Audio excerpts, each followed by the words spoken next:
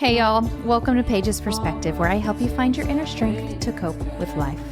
I want to get into shame, shaming, and accountability. This gets misunderstood regularly, and I totally understand why, but I'm hoping to bring a bit of clarity to your situation today. So we're going to get into the difference between shaming someone, them feeling shame, and holding somebody accountable, and then communicating in a way that reflects who you want to be. Sounds like a lot, I know, but bear with me. I'm going to break it down in a way that hopefully makes sense. I know so many spouses and partners react and want to feel heard, and I get it.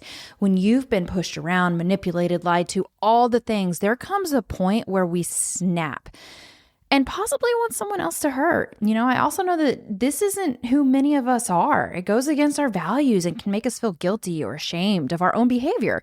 Some of us want to cut deep with our words because we hope someone will hear us. But today, I'm hoping to give you some tools to help you communicate differently, or maybe shift your perspective on what shame, shaming, and accountability mean.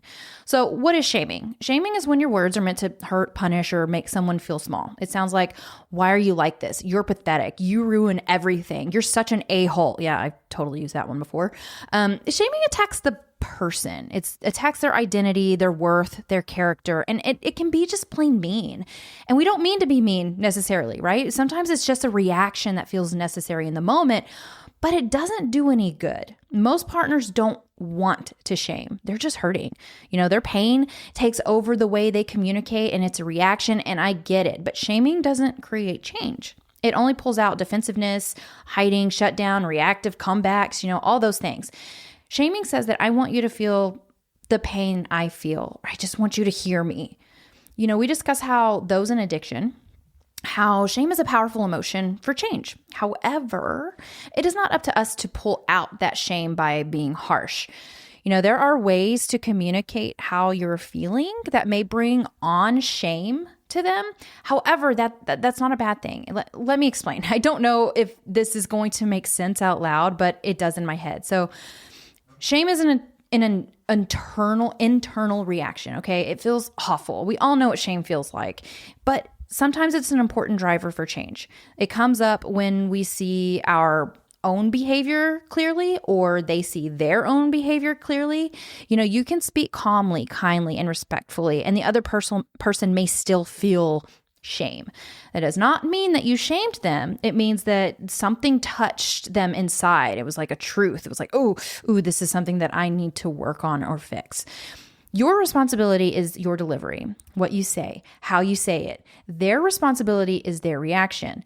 So personal experience here, and I would love to do some role playing on how not to communicate versus how to communicate with Matt on some lives or the podcast or meetings or workshops or something, because I think this is what helped us tremendously in our relationship.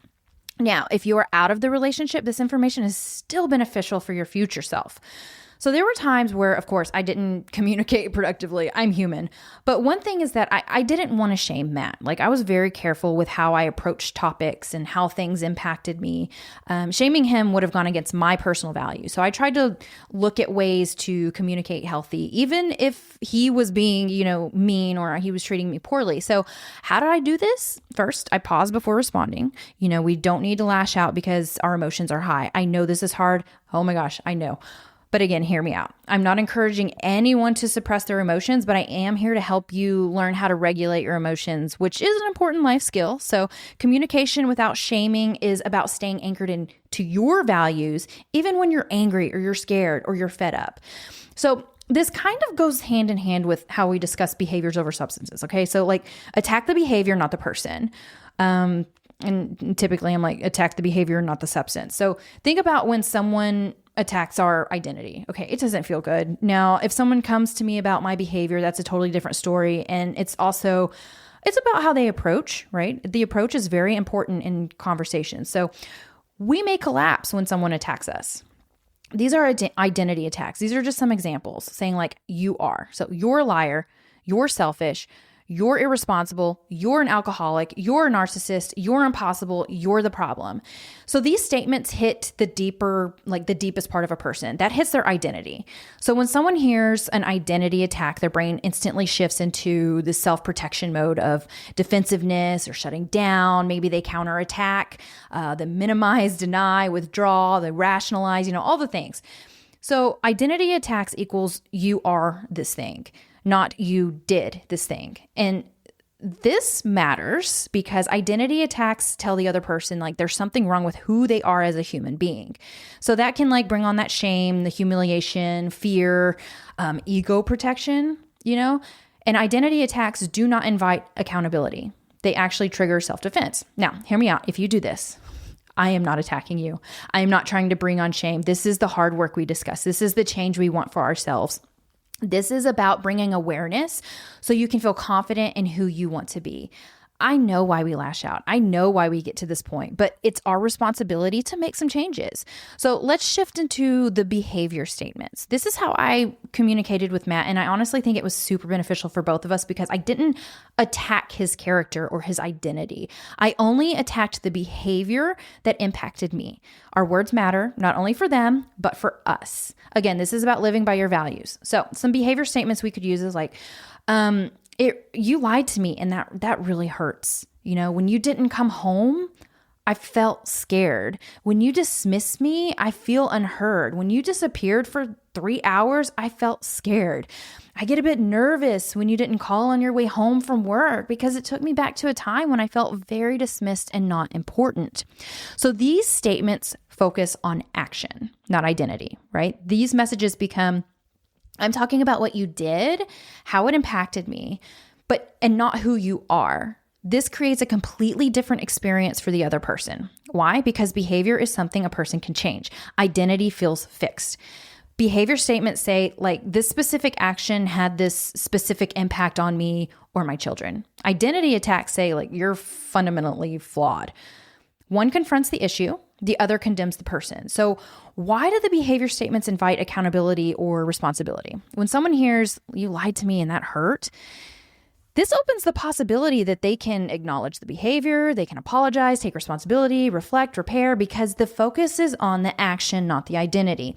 Behavior statements create psychological safety, not comfort, because remember, shame can still be brought on even in the most calm communications. It's not a bad thing, but safety. This means that I can look at this without feeling like I'm being attacked.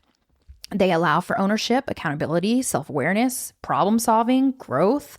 Behavior statements spark curiosity. What specifically did I do? What impact did it have? What needs to change? Identity attacks spark defensiveness. Like, no, I'm not. You're exaggerating. You're crazy. You're the one who da-da-da-da-da. That small difference is everything. Okay, so I want to get into accountability for a sec because shaming and chasing accountability can go hand in hand. I've been asked before, like, how do you hold them accountable? Well, you don't. I'm going to try to simplify a misunderstood concept. Many partners think they're holding someone accountable, but what they're actually doing is trying to force awareness, trying to make the other person admit they're wrong, trying to get closure through a confession, trying to get validation through accountability, trying to pull empathy out of someone who isn't offering it, trying to get the partner to feel the weight of their actions. That's not accountability. That is chasing accountability. And chasing accountability almost always leads to shaming. Not because we're cruel, but because we are desperate. So chasing accountability sounds like you need to understand what you did. Do you even realize how much you hurt me? Say you're sorry. Why can't you just admit it? Why do I have to explain this to you again? What they're really doing is trying to pull responsibility out of someone who isn't giving it. When you try to force someone into accountability and they refuse to go there, you begin to escalate. Your voice gets sharper. Your tone gets rougher. Your words get more personal. Your hurt gets louder than your values. And suddenly it shifts from here's what you did to here's what's wrong with you. That's the jump from the behavior focused language to the identity attack. So shaming is what happens when chasing accountability hits a dead end because you cannot force someone into accountability who is emotionally or psychologically unavailable for it. You can only exhaust yourself trying. My part in my relationship was to deliver and communicate in a way that aligned with my values. And Matt's part was to be willing and open to actually accept what I was saying.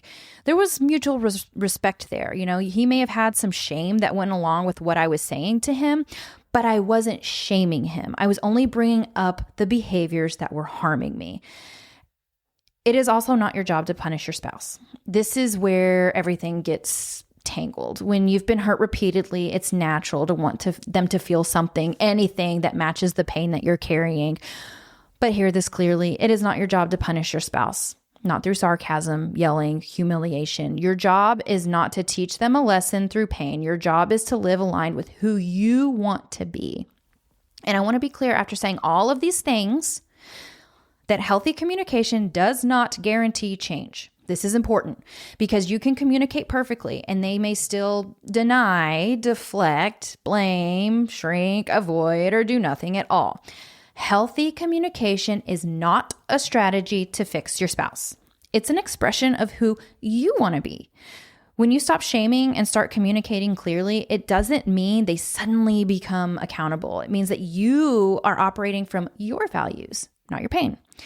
And this is the only part you truly control. Like if you think, well, then what's the point of changing my communication if they may not be willing to hear or take accountability? The point is you are living in line with who you are, and it's about you, not them.